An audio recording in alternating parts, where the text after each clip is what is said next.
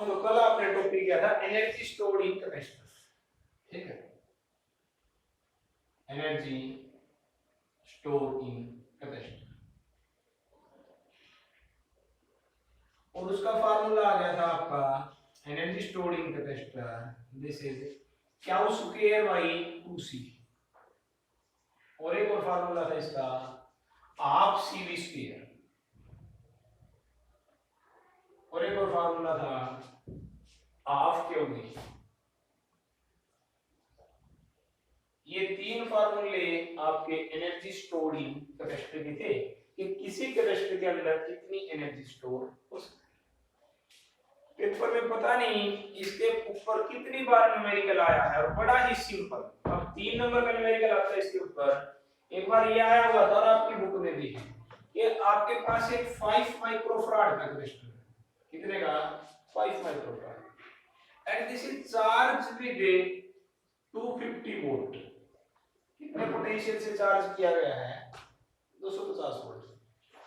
Then calculate energy stored and charge on the plate of capacitor. दो चीज निकालनी थी आपको, एक तो क्या निकालना था एनर्जी स्टोर्ड, दूसरा कैपेसिटर की प्लेट के ऊपर चार्ज। अब एनर्जी स्टोर्ड का फार्मूला हाफ cv स्क्वायर होता है, c आपको दे रखा है कैपेसिटी कितनी 5 माइक्रोफैराड, बाय माइक्रो का मीनिंग क्या होता है पता है ना, 10 टू पावर -6। तो सबसे पहला काम तो क्या होता है, उसको SI में कन्वर्ट करना, यूनिट में। बाय माइक्रो में था हमने फराड में कर लिया, क्योंकि कैपेसिटी यूनिट क्या होती है फराड। V कितना है भाई 250 वोल्ट। एनर्जी स्टोर्ड का फार्मूला आपको याद है हाफ cv स्क्वायर होता है, तो E क्या हो गया हाफ C की वैल्यू 5 × 10 टू पावर -6 इनटू में V स्क्वायर 250 गुना 200, ठीक है भाई।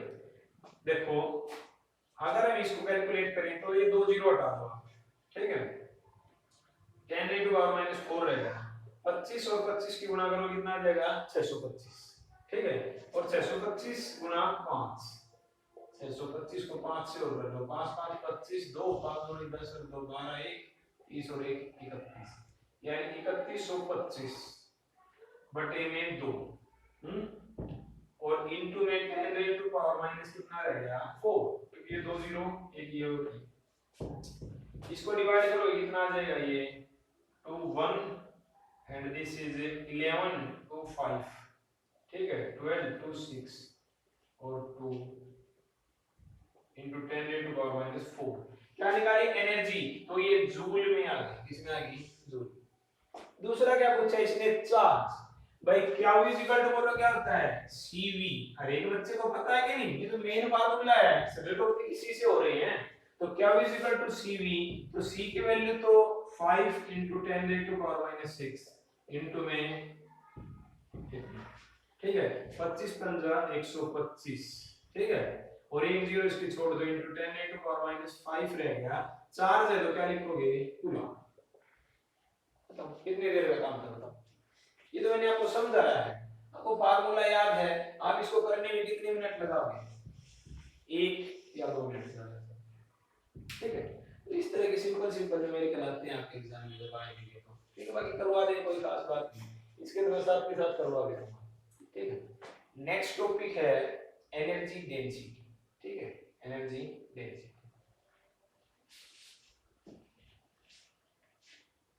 एनर्जी डेंसिटी में क्या करना है हमने, एनर्जी डेंसिटी, देखो किसी भी चीज की डेंसिटी है, चार्ज डेंसिटी का हम चार्ज करंट एरिया, अब कैपेसिटर की बात कर रहे हैं energy density U, energy density this is denoted by U। पर कैपेसिटर में क्या होता है, A तो हो गया area of each plate, D इनके बीच में क्या हो गया डिस्टेंस। अगर मैं वॉल्यूम की बात करूं तो आप वॉल्यूम कितना बताओगे कैपेसिटर का, वॉल्यूम एरिया इनटू में D। भाई ये ऐसे मैंने लाइन लगा रखी, ऐसे दो कंडक्टर हैं ये, ईच का एरिया कितना A और D के बीच में कितनी है डिस्टेंस, तो वॉल्यूम कितना होगा A इनटू में D। एनर्जी डेंसिटी क्या होगी भाई, total energy divide by volume, ठीक है भाई। टोटल एनर्जी कितनी होती है, अभी पढ़े हमने हाफ सीवी स्क्वायर बटे में वॉल्यूम कितना एडी। ठीक है भाई। सी क्या होती है, capacity of parallel plate capacitor. C क्या है, capacity of parallel plate capacitor. और इसकी कैपेसिटी है कितनी, आपको मैंने इस दिन रिवाइज भी करवाया था, epsilon naught A by D. C की वैल्यू कितनी होती है, epsilon naught A by T. और वी क्या होता है, पोटेंशियल ई इंटू डी। ये दोनों फार्मूले हम कर चुके हैं। और ये जो पैरेलल प्लेट कैपेसिटी निकाली उसी में यूज हुआ था।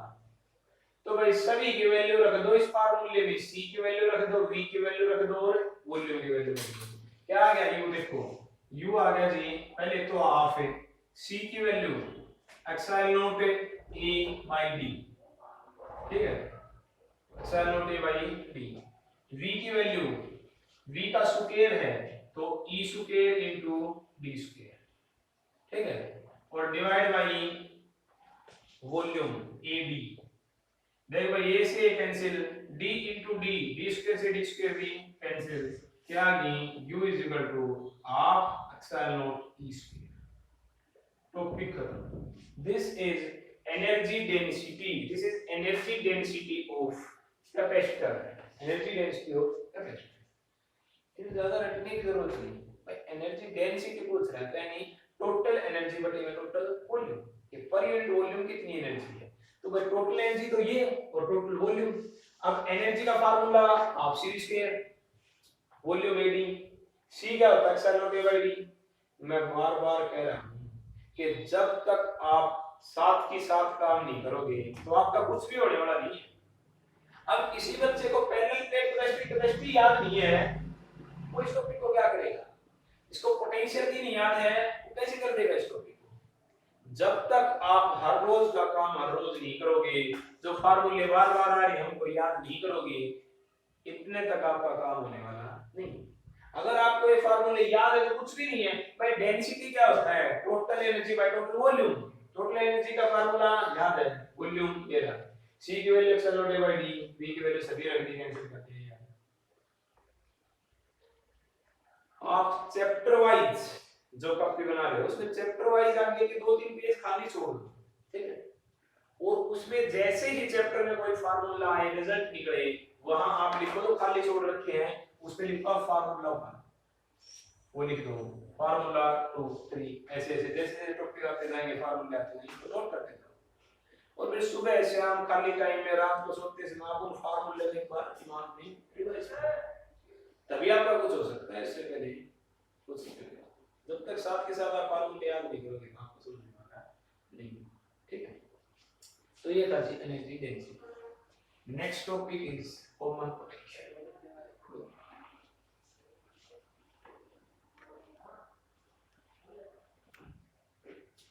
Common potential capital P।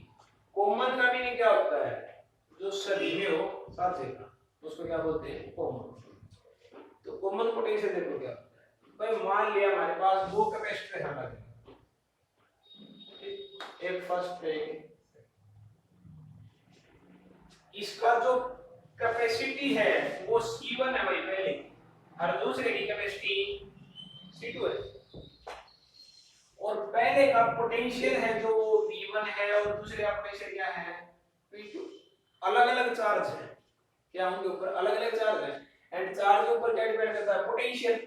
Charge अलग अलग है तो सबका पोटेंशियल भी क्या है, अलग अलग, कैपेसिटी भी क्या है। आपके बात समझ में आई। इसका पोटेंशियल V1 है, इसका क्या है, इसकी कैपेसिटी C1, इसकी क्लियर। अब मेरे को एक बात बताओ, मैं आपसे ये कहूं कि भाई क्या आप मेरे को ये बता सकते हो कि इस पे चार्ज कितना होगा, इस कैपेसिटर का चार्ज कितना होगा, तो आप फार्मूला याद करोगे, सर क्या U इक्वल टू CV होता है, पता है। तो पहले का चार्ज कितना हो गया, क्या हुआ नहीं, आप कहोगे जी कैपेसिटी तो C1 है, पोटेंशियल V1, बस इतना होगा। मैं कहूं भाई दूसरे का चार्ज बताओ, आपने कहोगे लो सर दूसरे का चार्ज हो गया, दिस इज C2V2 और क्या, बस क्लियर। अब जो पोटेंशियल अलग अलग था V1 V2, हमने क्या करना, उसको कॉमन, कॉमन का मीनिंग बराबर कर देना दोनों का। क्या कर दिया दोनों का बराबर। क्लियर है? तो बराबर करने के लिए हम इसको किसी इलेक्ट्रिकल कंडक्टर से दोनों को क्या कर दें, कनेक्ट, और चार्ज अपने आप हायर पोटेंशियल से किधर फ्लो कर जाएगा, लोअर पोटेंशियल की तरफ। किधर फ्लो कर जाएगा, लोअर। और कब तक फ्लो करता रहेगा, जब तक दोनों का पोटेंशियल बराबर ना हो जाए। और दोनों का जो बराबर पोटेंशियल है, मान लो कितना हो गया v, तब चार्ज फ्लो करना अपने आप रुक जाएगा। अब देखो मैं इसका एक एग्जांपल दूंगा, बहुत सिंपल सा, आपके समझ में आएगा। भाई मेरे पास है ना पानी की दो टंकी है, एक 1000 लीटर की, 1000 लीटर की एक टंकी है पानी की, मेरे पास यहाँ रखी है, ठीक है। वो पानी से बिल्कुल भरी है, ठीक है। उसके पास में एक दूसरी टंकी है उतनी बड़ी 1000 लीटर की, वो बिल्कुल खाली है, ठीक है। इसका पोटेंशियल हाई है जो भरी है, और जो खाली है उसका जीरो पोटेंशियल। क्लियर? मैं क्या करूं, मैं एक छोटा पाइप ले लूं और नीचे से है ना दोनों टंकी को कनेक्ट कर दूं उस पाइप से। मेरी बात समझ गए? मैंने एक पाइप ले लिया और उस पाइप से दोनों टंकी को क्या कर दिया, ऐसे ज्वाइंट कर दिया, कनेक्शन कर दिया। क्लियर? अब आगे क्या होगा आप बताओगे? आप कहोगे सर जो टंकी भरी थी ना पानी की, पानी उसमें से किधर फ्लो होना स्टार्ट हो जाएगा, जो खाली थी, क्योंकि हायर पोटेंशियल से कहां फ्लो होना शुरू हो जाएगा पानी अपने आप में, लोअर पोटेंशियल। क्लियर? अच्छा फिर मैं आपसे अगली बात कहूं कि भाई ठीक है फ्लो होने लगा, क्या होता रहेगा, क्या कैसा हो जाएगा, नहीं ये टंकी तो बिल्कुल खाली हो जाएगी, ये भर जाएगी, बिल्कुल भी नहीं होगा। तो मैं कहूं भाई कैसा होगा आप बताओ, आप कहोगे सर ऐसा होगा कि जब दोनों का लेवल सेम हो जाएगा ना, धीरे धीरे हो जाएंगे, जब पानी फ्लो होना अपने आप नीचे से रुक जाएगा, और वो पोटेंशियल जो होगा वो दोनों का क्या हो जाएगा, बराबर, क्योंकि लेवल जब बराबर हो जाएगा तो अपने आप वाटर फ्लो होना क्या हो जाएगा, रुक जाएगा। दिस इज सेम थिंग्स, जब दोनों का पोटेंशियल बराबर हो जाएगा तो जो चार्ज फ्लो कर रहा था हायर पोटेंशियल से लोअर पोटेंशियल, वो भी क्या हो जाएगा, स्टॉप, और दोनों का पोटेंशियल क्या हो जाएगा, बराबर। इसको क्या बोलते हैं, कॉमन पोटेंशियल। क्या बोलते हैं, कॉमन पोटेंशियल। तो अब चार्ज देखिए हम, देखो भाई इसका पोटेंशियल v हो गया, इसका भी v हो गया, तो क्या हो गया भाई, इसका तो चार्ज हो गया भाई, कैपेसिटी तो C1 है, C1v, और दूसरे का क्या हो गया, Q2, उसकी कैपेसिटी C2 और पोटेंशियल कितना v। मैं आपसे एक बात पूछूं भाई, ठीक है मैंने ज्वाइंट कर दी थी दोनों टंकी, क्या वाटर का भी लॉस हुआ है क्या कहीं? आप कहोगे नहीं हुआ सर, बस एक टंकी से दूसरी में गया है, जितना पहले था एक में उतना अब दोनों में हो गया बराबर। तो बात समझ में आई? तो इसी तरह चार्ज का लॉस नहीं होता, जितना चार्ज पहले था उतना ही चार्ज बाद में है, सिर्फ चार्ज क्या हुआ है, ट्रांसफर। तो हम charge before sharing and after sharing को क्या रख सकते हैं, बराबर। अगर नेट चार्ज देखें पहले तो क्या हो गया, पहले था क्या, इसे C1v1 है और प्लस में C2v2, और बाद में चार्ज कितना है, क्या ये है जी आपका C1v प्लस में C2v, भाई v तो कॉमन आ रहा है, तो क्या हो गया, this is C1 plus C2 into v। Clear है? जब तक कनेक्शन नहीं किया था तो अलग अलग चार्ज था, दोनों पे अलग अलग पोटेंशियल था, और टोटल चार्ज इतना था। कनेक्शन के बाद जब कॉमन पोटेंशियल हो गया तो चार्ज कितना हो गया, इतना हो गया, क्या इक्वल टू CV हो, फार्मूला लगाना है। तो मैं क्या लिख दूं कि जितना चार्ज पहले था, चार्ज